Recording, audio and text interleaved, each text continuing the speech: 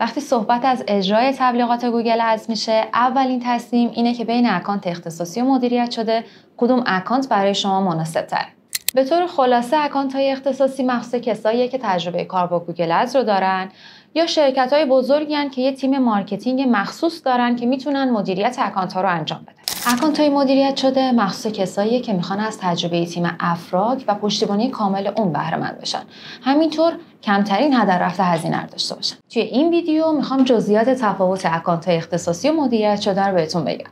توی افراد که اکانت‌ها زیر نیم ساعت ساخته و شارژ میشن. حالا اگر اکانتتون اختصاصی باشه، دسترسی براتون ارسال میشه، میتونید با اون دسترسی تمام مراحل ساخت تبلیغات رو انجام بدید. حالا در زمان اجرای تبلیغات اگه با اروری روی اکانت مواجه شدین یا اکانت ساسپند شد یا نیاز به وریفای داشت، برای رفع مشکل پیگیری لازم از سمت ما انجام میشه.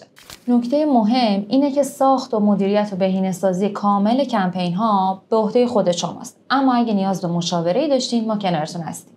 توی اکانت‌های مدیریت شده یکی از اکانت منیجرهای با تجربه مجموعه ما مدیریت اکانت شما رو به عهده داره. این مدیریت با ساخت یک گروه پشتیبانی با حضور شما، سرپرست تیم گوگل ادز و یکی از اکانت منیجرهای با تجربه ما شروع میشه. اکانت منیجر یه سری اطلاعات اولیه مثل هدف شما از اجرای تبلیغات رو از شما میگیره و بهترین کمپین رو برای شما اجرا میکنه. منظور از اطلاعات اولیه اینه که روی کدوم صفحه از سایت و چه کلماتی قصد اجرای تبلیغات رو دارید. همینطور میخواید توی چه روزها و ساعت‌هایی تبلیغاتون فعال باشه.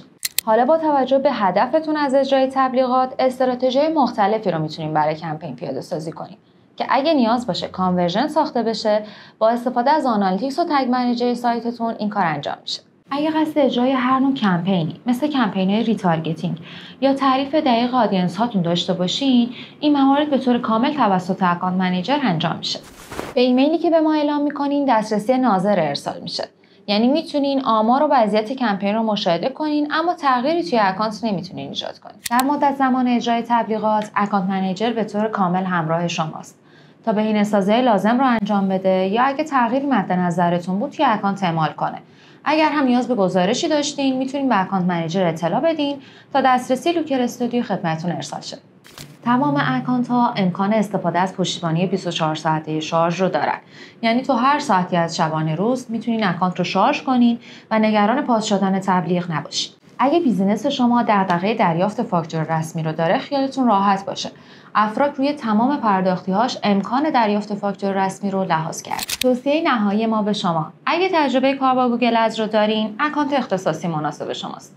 اما اگه تجربه کار با گوگل ادز رو ندارین، برای داشتن یه تبلیغات پربازده و همینطور جلوگیری از هدر رفت هزینه، توصیه می‌کنیم از اکانت‌های مدیریت شده استفاده کنیم. در هر صورت فقط کافیه با افراد تماس بگیریم تا با دریافت یک مشاوره کاملا رایگان هر سوال و دغدغه‌ای راجع به اجرای تبلیغات داشتین با کارشناسان ما در میون بذاریم.